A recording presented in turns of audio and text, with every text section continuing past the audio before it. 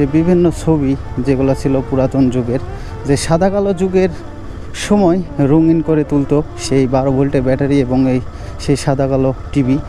দেখছেন কানেক্টিভিটি কত স্টেবল, তাও আমরা কারো খোঁজ কেউ নেই না, এরকম হয়ে গেছে। আমরা যুগের সাথে আমাদের পরিবর্তন হতে হবে, এটা স্বাভাবিক, কিন্তু আমরা এমন জায়গায় পৌঁছে গেছি যে আমাদের যন্ত্রপাতি আমাদের গ্রাস করে নিচ্ছে। আমরা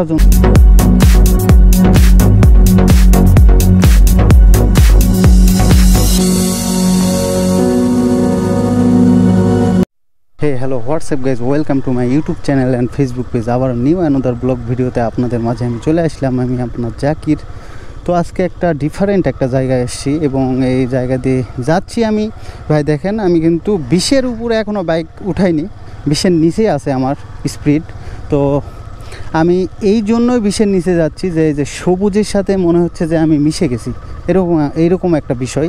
এই সবুজ এবং গ্রামীণ পরিবেশ সব কিছু মিলায়ে দেখে আমার কিছু কথা মনে পড়ে গেল ছোটোবেলার, যে ছোটোবেলায় এগুলাতে অনেক কাটাইছি, সাইকেল নিয়ে আসছি এবং ছোটোবেলার অনেক স্মৃতি আছে যা মনে পড়ে গেল। যে ছোটোবেলায় হয়েছে কি, যে আমাদের বাসায় তো আগে একটা লিপন একটা সাদা কালো টিভি ছিল 14 ইঞ্চি, এবং ইলেকট্রিসিটি তো বাসায় ছিল না এবং আমাদের গ্রামেও ছিল না ইলেকট্রিসিটি তখন। সেই সময় মনে আছে যে আমরা বাজার থেকে গিয়ে 12 ভোল্টের একটা ব্যাটারি নিয়ে এসে আমাদের সেই ব্যাটারি নিয়ে আসার মেন উদ্দেশ্যই ছিল যে বৃহস্পতিবার এবং শুক্রবারকে ঘিরে আমরা বৃহস্পতিবার শুক্রবারে টিভি দেখার জন্য সেই 12 ভোল্টের ব্যাটারি নিয়ে আসতাম। পুরাতন ছবি, যা ধরেন যে আলিফ লায়লা, তার যে বিভিন্ন ছবি যেগুলো ছিল পুরাতন যুগের, যে সাদা কালো যুগের সময় রঙিন করে তুলতো সেই 12 ভোল্টের ব্যাটারি এবং সেই সাদা কালো টিভি। এবং ধরেন যে রুবেল খান এবং ধরেন মান্না, এগুলোর ছবিগুলো দেখতাম। অনুভূতিটাই অন্যরকম ছিল ভাই। অনুভূতিটা কীরকম ছিল জানেন?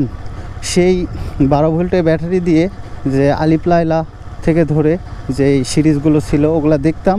মুভিগুলো শুক্রবারে দিত, সেটা হচ্ছে সপ্তাহে একদিনই দিত। সেটা দেখার মজা অন্যরকম, দেখার অনুভূতি অন্যরকম ছিল।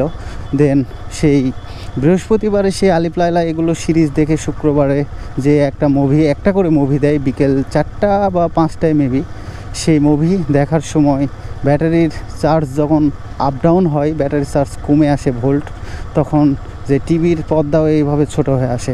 2 দিন দেখি তাও সেটার তৃপ্তি মরে না, তৃপ্তি মিটে না। তো সব কিছু মিলায় যে এখন আমরা তখন কখনোই কল্পনা করতে পারিনি যে আমরা যে ভার্চুয়াল জগতে এখন পৌঁছে গেছি।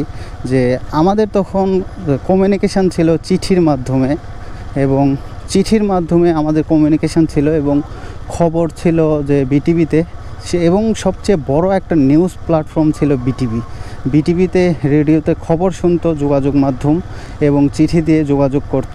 এইটাই ছিল। আমরা কখনোই ভাবিনি যে 1 সেকেন্ডের মধ্যে কমিউনিকেশান করা সম্ভব, 1 মিনিটে। তা এখন সম্ভব হচ্ছে। এখন বিষয় হচ্ছে যে আগে আমাদের বন্ধুবান্ধব, ফ্রেন্ড সার্কেল সবার সাথে যেরকম কানেক্টিভিটি ছিল, যে একটা ভালোবাসা, আবেগ, সুন্দর একটা সম্পর্ক ছিল, সেটা কিন্তু এখন নেই। তখন যোগাযোগ মাধ্যমটা এরকম স্ট্রং ছিল না, কিন্তু যে বন্ধুদের সাথে একটা কানেক্টিভিটি, সেটা কিন্তু অনেক সুন্দর ছিল। আর এখন দেখছেন কানেক্টিভিটি কত স্টেবল, তাও আমরা কারো খোঁজ কেউ নেই না, এরকম হয়ে গেছে। আমরা যুগের সাথে আমাদের পরিবর্তন হতে হবে, এটা স্বাভাবিক, কিন্তু আমরা এমন জায়গায় পৌঁছে গেছি যে আমাদের যন্ত্রপাতি আমাদের গ্রাস করে নিচ্ছে। আমরা যন্ত্রপাতিকে না, যন্ত্রপাতি আমাদেরকে গ্রাস করে নিচ্ছে।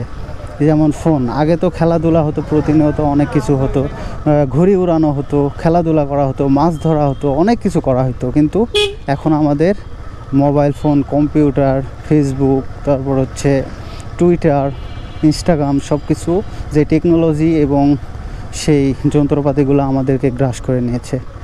আর সবচেয়ে বড় কথা যে যুগের সাথে আমাদেরকেও পরিবর্তন হতে হবে, কিন্তু একটা কথা মাথায় রেখে যে আমাদের অতীতকে না ভুলে, অতীতকে আমরা ভুলব না। এখনও মনে হয় যে আমি যেভাবে ভাবতেছি, অনেক মানুষ চিন্তা করে যে আগের দিনগুলো এইভাবে পার হয়েছে, এখন কি। তো যাই হোক, এই পরিবেশের ক্ষেত্রে, জেনারেশনের ক্ষেত্রে আমাদের আপডেট হতে হবে, কিন্তু আমাদের ইতিহাসকে কখনো ভোলা যাবে না। তো এই গ্রামীণ পরিবেশে আজকে এসে এই কথাগুলো আমার মনে পড়লো। তো ভিডিওটি যদি ভালো লেগে থাকে তাহলে অবশ্যই ভিডিওটিতে লাইক করবেন এবং ভিডিওটি শেয়ার করবেন, চ্যানেলটি সাবস্ক্রাইব করবেন, পাশে থাকবেন। আমার ভিডিওটি যে যেখান থেকে দেখছেন সবার জন্য সুস্বাস্থ্য কামনা করছি। সবাই ভালো থাকবেন, সুস্থ থাকবেন। আল্লাহ হাফেজ।